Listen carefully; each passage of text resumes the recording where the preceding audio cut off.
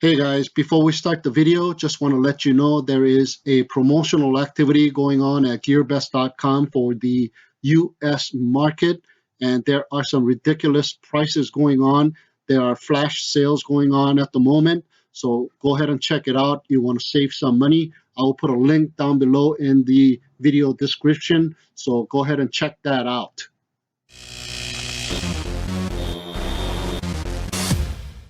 What's going on, everybody? Welcome to the channel and the video review of the KingKong Tiny 6, the 65mm micro brushed FPV racing quadcopter. This one is a DSM-2 version. As you can see here, it is a spectrum based receiver. As you recall, I did a review on the KingKong Tiny 7, and this one had an AC800 receiver, which is a FR Sky receiver, and I have bounded it to my Taranis transmitter without a problem. But this one is a DSM-2, and what I have here is the external orange RX module, and I'm going to bind with the external orange RX module using the Taranis transmitter. So we're going to take a look and see what makes the Tiny 6 tick. Open it up, take a look inside, and what we're going to do is bind it to the Taranis transmitter and then go for a little demo flight. So let's go. All right, I got both of the quadcopters outside of their packaging, and as you can see visually, there's a big difference between the two quadcopters. The Tiny 7 is a lot bigger, and one thing I noticed right away is that the Tiny 7 came with these added structural support on the frame, so it makes the frame pretty rigid. As you can see, when I try to bend it, it does have a little kickback, but on the Tiny 6 there is no extra support. There is only the one plastic arm, as you can see, that goes in, and the support is just like any other tiny hoop style quadcopter like the Eachine E010 or 011 or Fury B F36. And when I try to bend it, it does give a lot. And I'm not sure what happens to these quadcopters after a little while.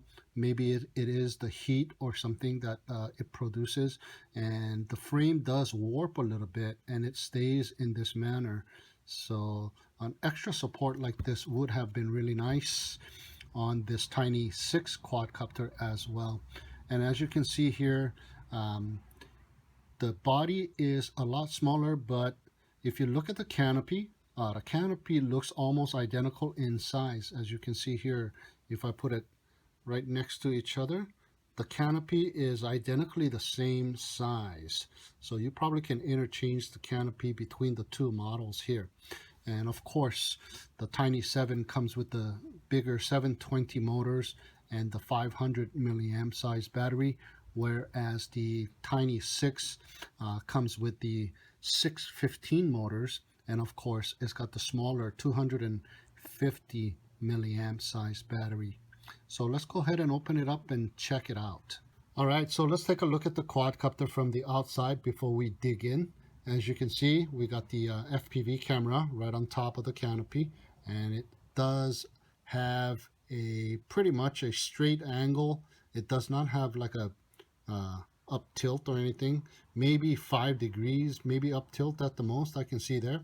There's the bare bone, the transmitter antenna, and as you can see, there's a couple more wires right here. That probably is the receiver for the DSM-2 receiver. There's the power cable there, and connects with the battery just like so right here. And the battery, of course, is the 250 milliamp size battery. But one thing I noticed is the battery slides back and forth very easily. So what I'm thinking is gonna have to put like a little piece of tape on the battery itself, so it has a hard time moving back and forth, because just like this, in mid-flight, if the battery moves about, then you're going to mess up your center of gravity, so that is not a good thing. So got to secure that battery on this baby here. Unlike the bigger brother, the 500 milliamp size battery was very securely in there, and you had to forcefully move the battery in order to move it. So it stayed on there pretty good solidly, but this one moves around a little bit. Now, as you can see, it has the 615 motors. These are a little bit smaller, tinier motors than the Tiny 7. The Tiny 7 has 720 motors, I believe it has. But it is plug and play. It is connected via little connectors, and it is really easy to change. All it is there's a little rubber band here. I don't know if you can see that little rubber band. I can take it off. If you remove that, the wires become loose. That's the only thing that's holding the wires in place from flapping around. All you got to do is unplug this and push the motor up towards the top, and the tri-bladed props, these are like 31 millimeter tri-bladed props. Just remove the motors and put in a new motor when one of the motors go bad. So real simple to change the motors on the Tiny 6 and the Tiny 7. So that is really nice. Let's put back that little rubber band here. So real easy to put it back. Sometimes these just come off and you lose it once in a while. So you got to make sure before you're flying around, make sure all of these are kind of all the way to the top, and it is on the top. So when I take the battery out, as you can see, here is the micro USB port to connect to your computer, to hook up to your configurator. And the Tiny 6 also comes with Betaflight pre-installed. It is 3.0.1, which is a pretty good stable release. So I'm just going to leave it at that firmware there. So really nice. And as far as I can see, that is about it from what I can tell from the outside of the quadcopter. So let's go ahead and remove these two screws here and dive inside and take a look.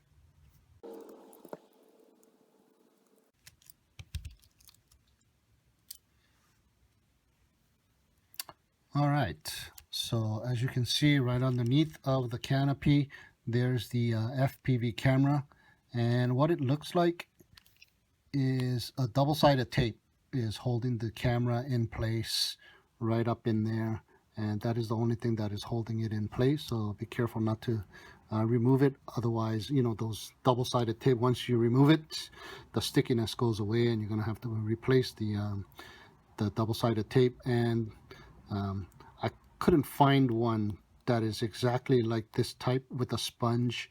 I did find the white ones, so I've been using that one, and whenever I come across a receiver that it's coming undone, and it seems to work pretty well. So to replace this, it is a little hassle, so try not to take the camera off. All right, so what we have here is we have a receiver right on top of the board, and the board is an all-in-one F3 flight controller, brushed ESCs already built in, power distribution, and the 5.8 gigahertz transmitter. It is all built in. It has a 16 channel 25 milliwatt transmitter. It is all integrated into the board here. And also what we have here are these little rubber cushions, like little washers in between the board and the frame itself. This one and this one is already screwed down. But this one and this one is the one that you screw in the canopy. So the canopy is anti-vibration mounted, as well as the whole PDB board is vibration mounted as well. So that is really nice. And there is the transmitter antenna here, and the two receiver antennas from the receiver. And the receiver is the same one that I've seen on the KingKong 90 GT. It has the little bind button right there. Although it is such a small bind button, you could actually feel it being pressed, and you can actually hear it from I don't know if you could hear that, but you can actually hear the clicks when you depress it. So it's a pretty good little bind button actually. So this one is the R601X. I believe it's the DSM2 DSMX receiver. It is getting supplied by 3.3 volts over here, and the range on this thing is around 500 meters. It says in the product description, but it was tested with the DSX9 transmitter. So, but I'm going to be using the Orange RX module, so that probably has a lot less distance than the one being tested with the DSX9. Now, it is also a serial port receiver, and it is TAER 1234. So be aware of that when you go into Betaflight and configure. So that is about it. And let's check out the transmitter here. There's a couple of buttons, look like bind buttons of the Taranis type receiver. As you can see right there, there's one here and there's the other one here. This one here is for the 5.8 gigahertz transmitter. This one here is for the bootloader button. Once you brick the flight controller, you do something wrong or whatnot, you can use this to bootload the board and bootload the Betaflight. Or if you want to upgrade, you can use that as well if it doesn't work without depressing it.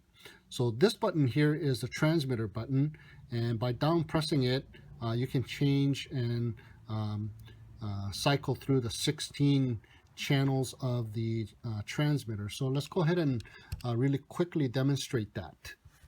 So what I'm going to do is I'm going to power up the quadcopter here and put the battery in, and what I'm going to do is take out the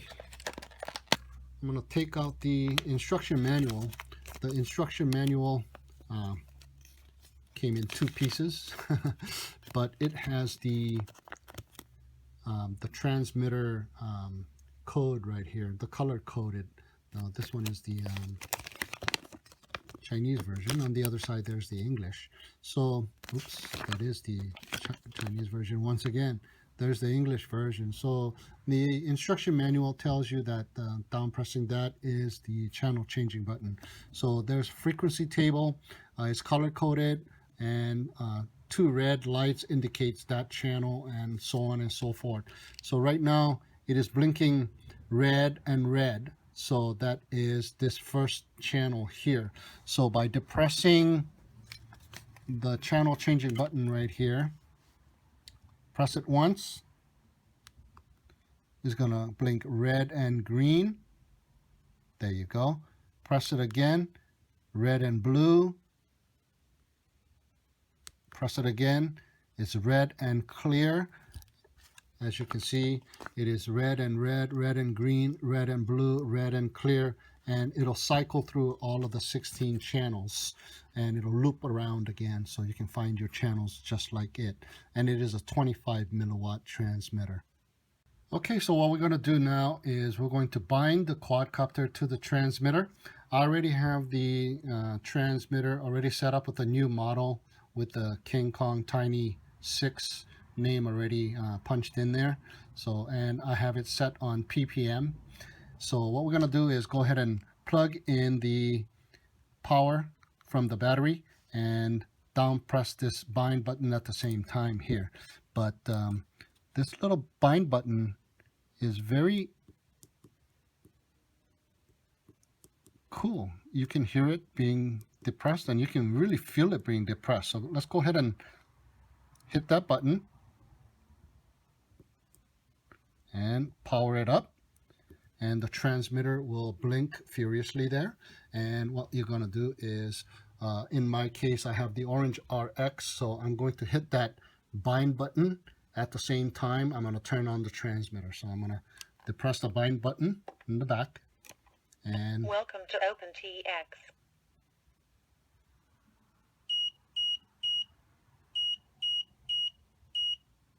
There you go. Solid light indicates a bind. So now what I'm going to do is unplug it and plug it back in to see. Yes, it is a solid light on the receiver. So we have successful binding. So what I'm going to do is turn the transmitter off. Now on this receiver, the R601X receiver, it was the same, or it is the same one that is on the KingKong 90 GT. And when you want to bind with this receiver, once you have done a successful bind for the first time, you don't have to down press that orange RX module bind button anymore. It is unnecessary to down press that anymore. So what you're going to do now is go ahead and turn on the quadcopter by plugging in the battery and just turn on the transmitter. Welcome to OpenTX.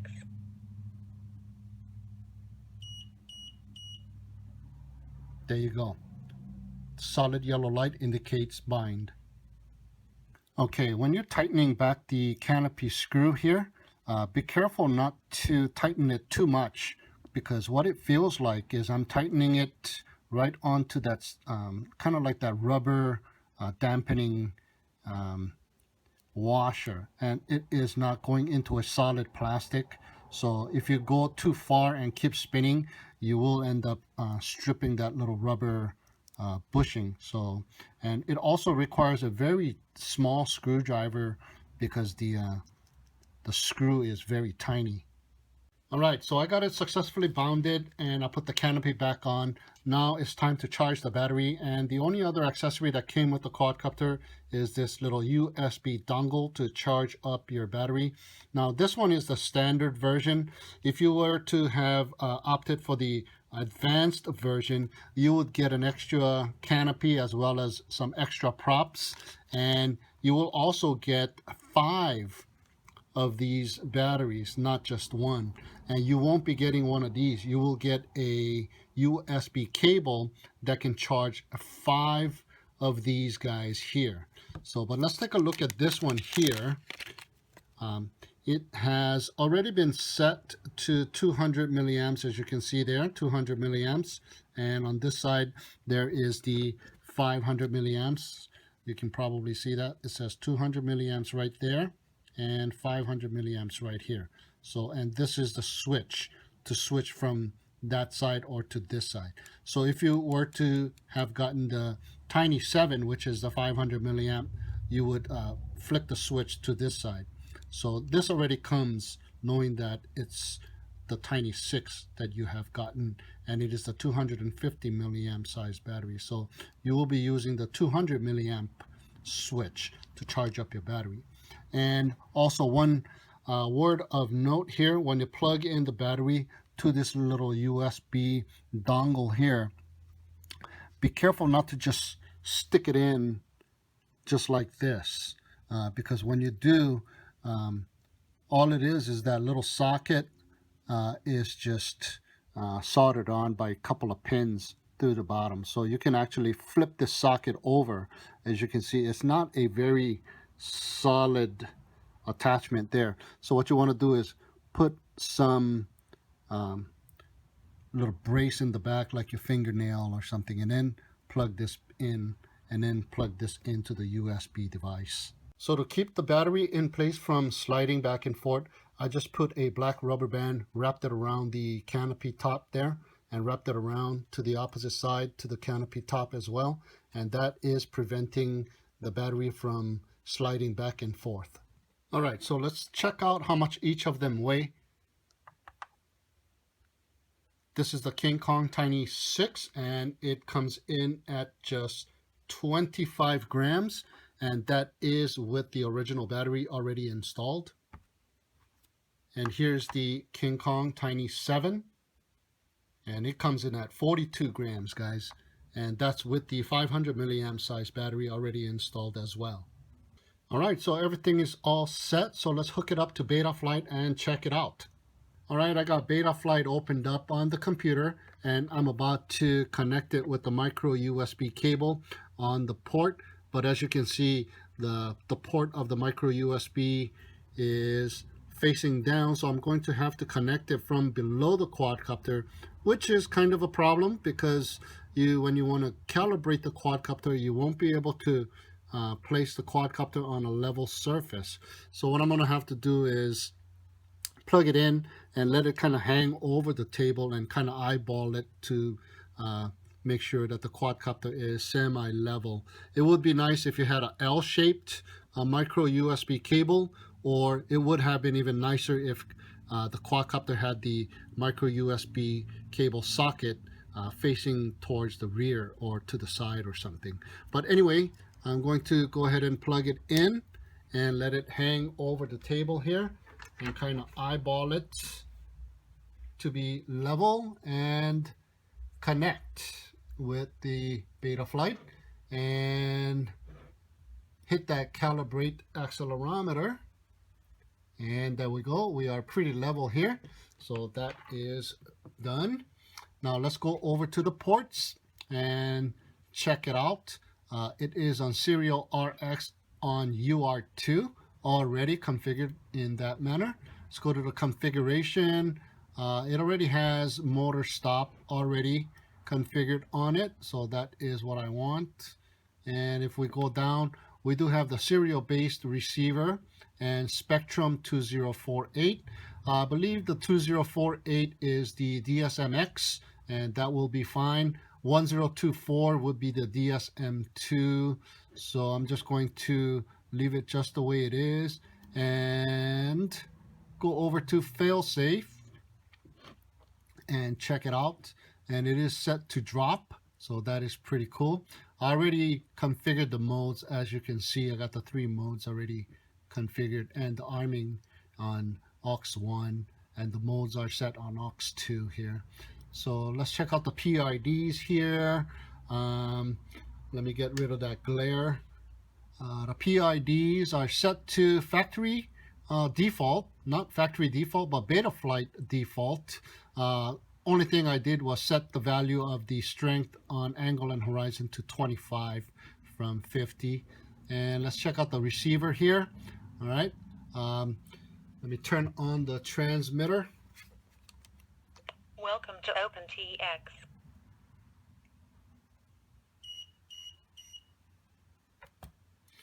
All right. So we got it connected, and that is the throttle and the roll, the pitch. They seem to be all working good, and the yaw, and the midpoints are all just about at 1500, so that is pretty cool. And the arming switch and the 3-level mode switch. All right, they are all working, so everything is set up on TAER 1, 2, 3, 4, so that is cool. Let's go over to the modes, and as you can see, the auxiliary 1, I have the arming switch here. It doesn't light up because I don't have a battery hooked up here. So air mode and angle mode and horizon mode are on aux 2 and on a 3-level or 3-position switch. There you go, and that is working fine. So that is all taken care of, and that is about it. So let's go ahead and take it outside for a test flight. All right, here we are in the backyard, and it is a beautiful morning. But what you don't see is the wind. It is already 5 to 10 miles per hour and a little bit more gusty at times. I'm using the jjrc jjpro goggles and an external DVR to record this flight, but I'm having some issues with the DVR. It seems to take a little more time before it starts to record in color for some reason, and I'm not sure if it just needs to be warmed up. The video feed I'm getting from the VTX, however, is crystal clear, and it is a really nice video, especially with the jjrc jjpro goggles. It is very immersive. This is my first flight with the Tiny 6, and I am trying to get the feel for it, and the wind is definitely a factor for sure, since this is one tiny little quadcopter, and it really is made for the indoors. but I wanted to try and see its capabilities outside in the windy conditions. The stock Betaflight settings are very sensitive and needs a little getting used to, and the throttle is slightly more than 50%. Drop it below 50% and the quadcopter will experience a power dip, so a constant throttle management is needed to avoid those little dips. Try to do a roll here, but the battery is lacking the punch needed to stay afloat. It is tiny, and a buzzer will definitely indeed add unwanted weight to the Tiny 6. But even in the backyard with just a few leaves on the ground, it took me a little while to locate the Tiny 6, and this quadcopter could have benefited from a buzzer. But the good news is the color is back, and it is looking a lot better, and the monochromatic thing is gone. Thank goodness. The wind, however, is still around, and it is pushing the quadcopter around. The Tiny 6 is very fast and zippy and very maneuverable, but this wind is pushing it around, and there seems to be a little wobble on the quadcopter as well, and it feels like it is being caused by the wind or something else. I'm not sure. I will have to fly it indoors to find out what the exact cause of the wobbles are, if it is indeed the wind. It is fighting the wind pretty good for its size, but definitely needs the wind to be calm to be flying it outdoors. I'm still getting used to the throttle management, and it is both the lack of power from the battery and a little bit of wind as well that's causing those little dips.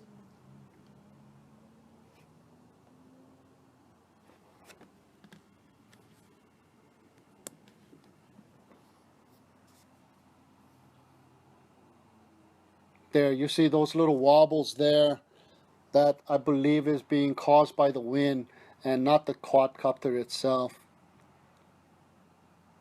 Still trying to get the hang of it here, but the wind is definitely playing a factor.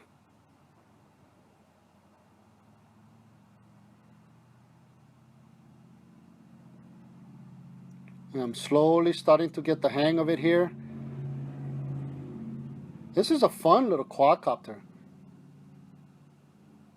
And this could be just one of the best tiny whoop this size.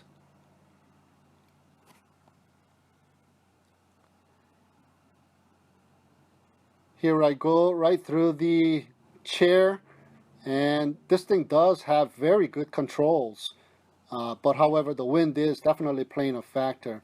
And I believe the battery has just died.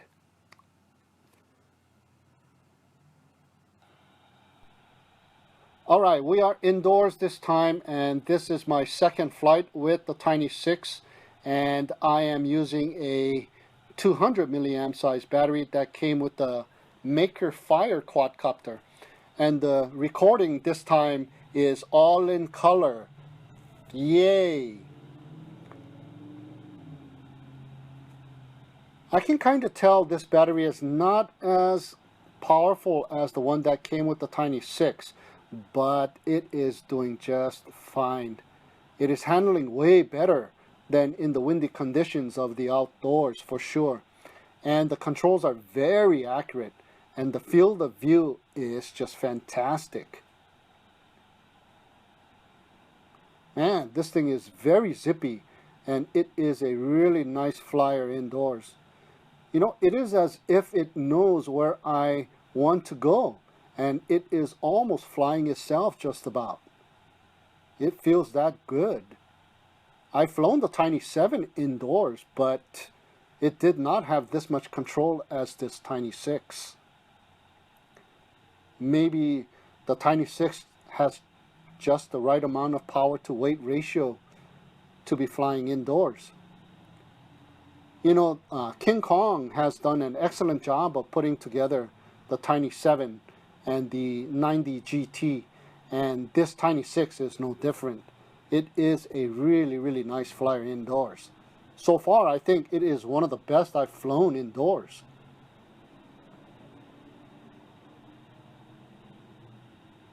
Yep. I just cannot find anything negative to say about this Tiny 6, except I should have gotten the advanced version with the 5 batteries, because this is a fun little flyer. And I can't believe I haven't crashed it yet. Usually I'm already bumping into walls or hitting the ceiling or something with other quadcopters, but this one is just fantastic.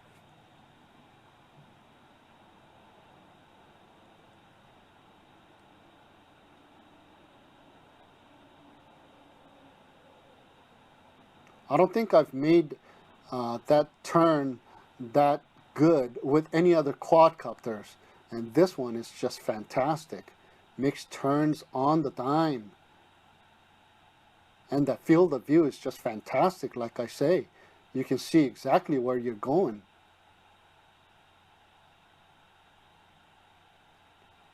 Well, feels like the battery is slowly coming to an end here, as well as this video. So I thank you for watching, guys. Please subscribe and share, and have a great day.